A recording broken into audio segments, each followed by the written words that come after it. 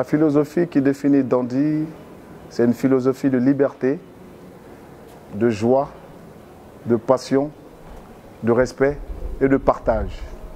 Il faut être quelqu'un de bien dans sa peau, bien dans sa tête, quelqu'un de très libre, un gentleman quoi, avec beaucoup de valeurs, de principes, et puis voilà. À la base, un dandy, c'est quelqu'un qui est comme tout le monde, avec des valeurs en plus. Ce qu'il fait de ses journées, c'est aller au boulot comme tout le monde, se cultiver, mais c'est son attitude qui est le plus important, son comportement, avec les autres personnes et avec son entourage. C'est ça surtout la différence. La définition du style pour nous, c'est plus une coordination des vêtements, des couleurs, des tissus, plutôt qu'une question de prix. En fait, la valeur de la veste n'a pas d'importance. Ça ne nous importe pas de mettre 1000 € dans une veste, on préfère qu'elle soit même pas chère, mais qu'elle aille avec le reste du vêtement, que ce soit coordonné.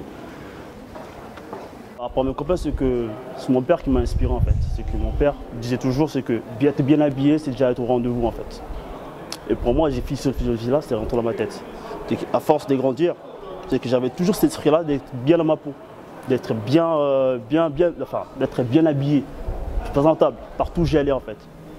C'est qu'au fur et à mesure, avec le temps, j'ai pu développer en fait cette identité qu'il y avait en moi, qui a fait que je suis un peu différent des autres. Donc ce qui fait que c'était un peu difficile d'être accepté dans la société. Donc avec le temps, il y a un ami qui m'a proposé un shoot, et j'ai commencé à aimer ce truc-là.